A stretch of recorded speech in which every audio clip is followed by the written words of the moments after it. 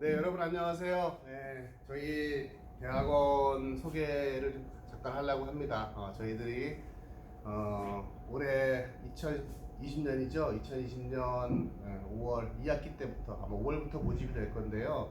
2학기 때부터 환경안전 융합 전공 학부원이죠. 대학원이죠.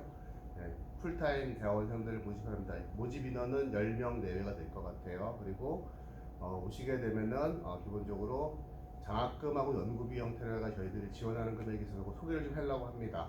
그래서 저희가 이렇게 만들어 왔어요. 이리 와, 우리는 계획이 다 있어.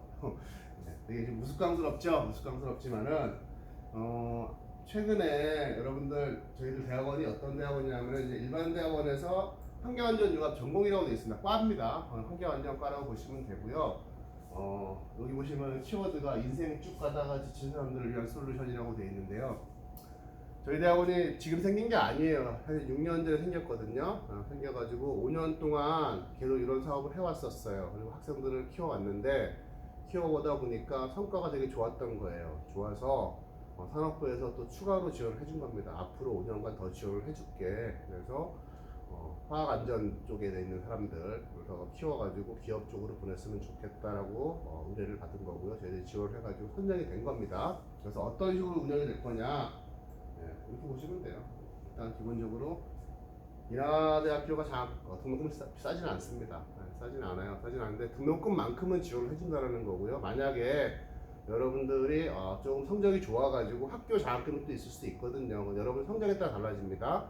성적이 좋으신 분이 있으면은 그만큼은 지원받고 별도로 또 정액으로 지원해드릴 거라고 보시면 되고요. 그 다음에 저희 프로그램 중에 어떤 게 있냐면은 일반 대학원생이긴 하지만은 뭐 요즘에는 뭐 해외 가는 게 일도 아니죠. 근데 국제학회 발표라든가 아니면은 체험할 수 있는 기회들이 좀 있어요. 그런 것들을 지원이 되고요.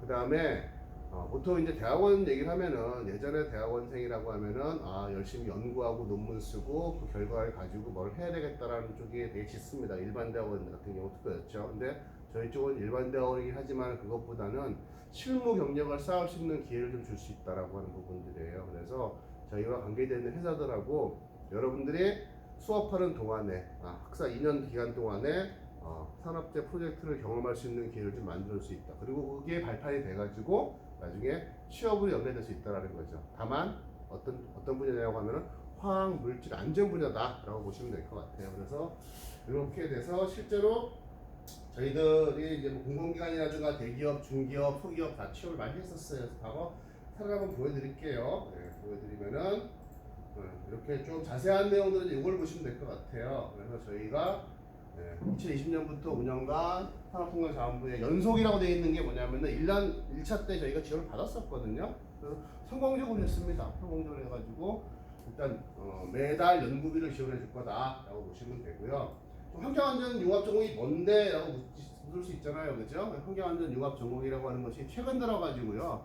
화평법, 화관법, 산업안전보건법 해가지고 환경규제라든가 안전규제 이런 부분들이 우리 사회에서 상당히 많은 요구사항들이 오고 있죠. 오고 있다 보니까 기업도 그렇고요. 공공기관도 그렇고요. 이쪽에 좀 많은 사람들이 별로 없는 것 같아. 그래서 이런 사람들이 필요해라고 수요가 급증하게 된 거예요. 사실은요. 그래서 보시면은 2014년도에 설립해가지고 80여 명의 석박사를 배출했는데 이미 다 취업을 활동을 하고 있습니다. 예. 그리고 뭘 배우는데? 라고 하는 부분인데요. 요겁니다. 필수로 저희가 규제에 대한 얘기하고요. 화학물질 평가 등록에 대한 거하고 화학물질 관리에 대한 것들 요것들을 기본으로 하고 있습니다. 그리고 평가와 관리하면 시험 분석을 해야 되겠죠. 시험 분석에 대한 기법들. 그래서 저희 화학과 교수님들하고 화학과 교수님들이 같이 추출을 이루고 있다고 보시면 돼요.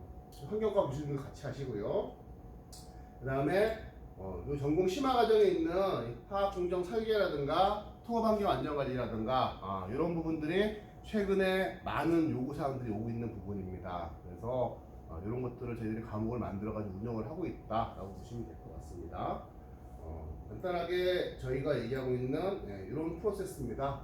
이 사업장이에요. 어떤 공장이 될 수도 있고요. 아니면은 화학물질을 취급하고 있는 여러분들 화학물질 하면 자꾸 케미컬밖에 안 떠오르시잖아요. 그렇지 않습니다. 화학물질이라는 게 모든 게 화학물질이거든요.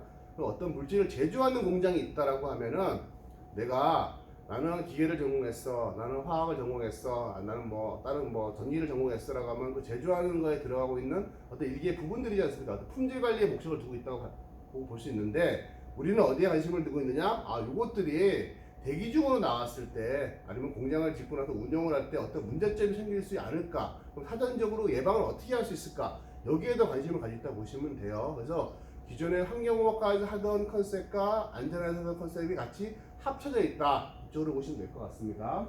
그래서 다양한 관리를 할 것이고요. 그 다음에 뭐 이건 아까 설명드렸듯이 장학금에 대한 부분하고요, 연수 기회에 대한 거하고요, 아니면 학회 같은 것도 여러 가지가 있을 것이고요. 요걸 좀 보시면 될 것 같습니다. 여기 보시면은 이전 졸업생이라고 되어 있는 부분들이 사실은 5년 동안 제가 키운 학생들입니다. 80여 명이 되는데 100% 취업을 했다는 게 제가 되게 크게 강조하고 있는 부분이고, 최근 들어가지고요, 그러면 취업을 내가 강제적으로 시키냐? 그렇지 않습니다. 뭐 일단 졸업하고 나면은 그 취업에 어떤 우선순위를 주는 건 좋은데, 당장 취업하니까 중소기업 가 이렇게 저는 강요하지 않습니다. 기다리면 되는 거고요.